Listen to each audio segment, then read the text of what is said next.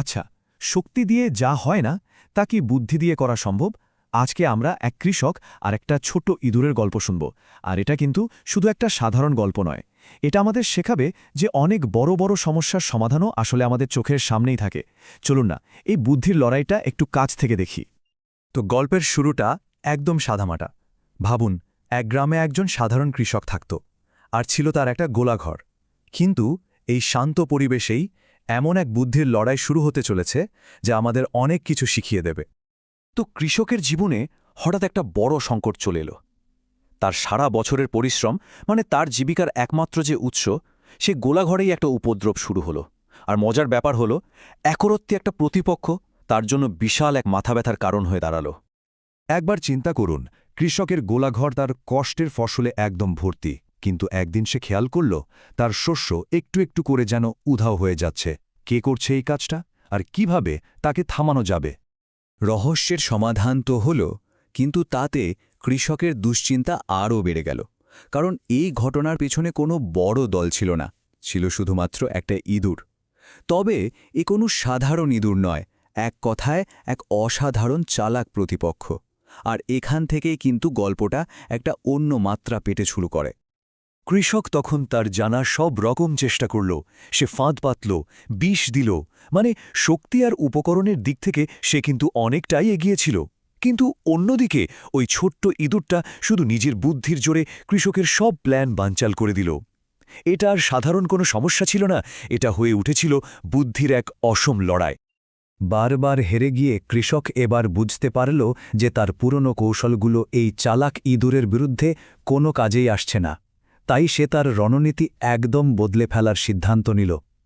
এবার আর ধরার চেষ্টা নয়, এবার ভয় দেখানোর পালা। সে একটা মনস্তাত্ত্বিক যুদ্ধের পথ বেছে নিল। যখন কোনো উপায়ই আর কাজে দিচ্ছিল না, তখন কৃষকের মাথায় একটা নতুন চিন্তা এলো। সে ভাবল, একে যখন সোজাসুজি হারানো যাচ্ছে না, তখন ভয় দেখিয়েই একে কাবু করতে হবে। কি ছিল তার সেই মোক্ষম চাল? হ্যাঁ, কৃষকের মোক্ষম চাল ছিল একটা বিড়াল, ইঁদুরের চিরশত্রু। কৃষক ভাবল, এটাই তার সমস্যার একদম ফাইনাল সলিউশন, এমন এক শক্তি যার সামনে ইঁদুরের কোনো বুদ্ধিই খাটবে না। সে ভয়কে তার প্রধান অস্ত্র হিসেবে ব্যবহার করার সিদ্ধান্ত নিল। আর প্রথমে তো প্ল্যানটা দারুণভাবে কাজও করল। বিড়ালের ভয়ে ইঁদুরটা একদম চুপসে গেল। সে কয়েকদিন গর্ত থেকেই বেরোল না। কৃষক তখন নির্ঘাত ভেবেছিল, যাক, তার শক্তি আর ভয়ের কৌশল শেষ পর্যন্ত জিতেই গেল। কিন্তু এখানেই তো গল্পের আসল টুইস্ট। ইঁদুরটা শুধু ভয়ে লুকিয়ে থাকল না, সে ভয়ের শিকার হয়ে থাকার বদলে একজন স্ট্র্যাটেজিস্টের মতো পরিস্থিতিটা বিশ্লেষণ করতে শুরু করল। ভয়কে জয় করে সে তার শত্রুর দুর্বলতা খুঁজতে লাগল। এখন এই অংশটা কিন্তু সত্যিই দারুণ, কারণ এটা ইঁদুরটার চিন্তার প্রক্রিয়াটা দেখিয়ে দেয়। এটা শুধু দেখাদেখি ছিল না, এটা ছিল রীতিমতো গোয়েন্দাগিরি। সে বিড়ালটাকে খুব মন দিয়ে লক্ষ্য করল আর বুঝতে পারল যে তার শত্রু মোটেও অজেয় নয়। সে দেখল বিড়ালটা দিনের বেলা ঘুমায় আর রাতেও বেশিরভাগ সময় অলস হয়ে পড়ে থাকে, আর এটাই ছিল তার জন্য সুযোগ। ব্যাপারটা কিন্তু কোনো ভাগ্যের খেলা ছিল না, এটা ছিল নিখুঁত কৌশল। আসুন বিষয়টা একটু ভেঙে দেখি। প্রথমত, পর্যবেক্ষণ, শত্রুকে ভয় না পেয়ে তার আচরণ বোঝা। দ্বিতীয়ত, বিশ্লেষণ, সেই তথ্যগুলো থেকে শত্রুর সবচেয়ে বড় দুর্বলতাটা খুঁজে বের করা।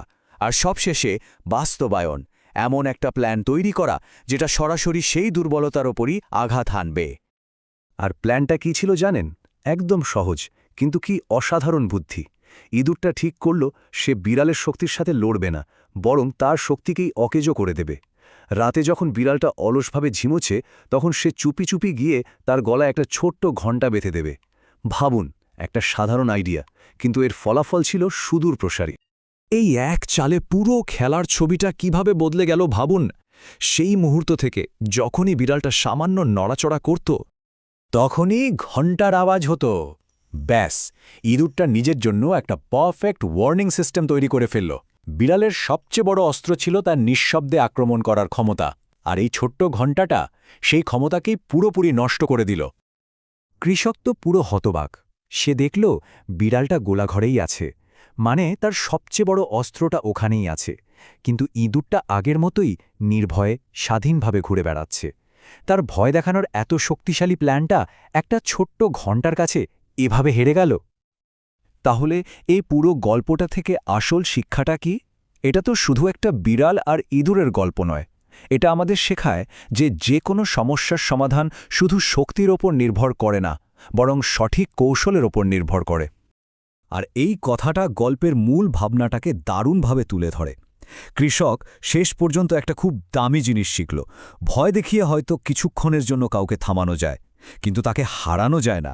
আসল শক্তি হলো বুদ্ধির জোর, যা সবচেয়ে বড় বাধাকেও টপকে যেতে পারে। তাহলে মূল কথাটা কি দাঁড়ালো? এই গল্প থেকে আমরা পরিষ্কার দুটো শিক্ষা নিতে পারি। প্রথমত, বুদ্ধি এবং কৌশল প্রায় সবসময়ই শুধু গায়ের জোর খাটানোর চেয়ে অনেক বেশি কার্যকর। আর দ্বিতীয়ত, ভয় না পেয়ে শান্তভাবে প্রতিপক্ষের দুর্বলতা খুঁজে বের করতে পারলে সবচেয়ে বড় সমস্যারও একটা সহজ সমাধান বেরিয়ে আসতে পারে। আর সবশেষে একটা প্রশ্ন রেখে যাই, যা আমাদের সবার ভাবা উচিত। যখন আমরা এমন কোনো সমস্যার মুখোমুখি হই যা সহজে সমাধান হচ্ছে না, তখন আমাদের প্রথম প্রতিক্রিয়া কি হয়? আরও বেশি চাপ সৃষ্টি করা বা শক্তি প্রয়োগ করা? নাকি আমাদের উচিত ওই ইঁদুরটার মতো এক পা পিছিয়ে এসে সমস্যাটাকে একটু অন্যভাবে, আরও বুদ্ধিমত্তার সাথে সমাধান করার চেষ্টা করা? এটা অবশ্যই ভেবে দেখার মতো একটা বিষয়।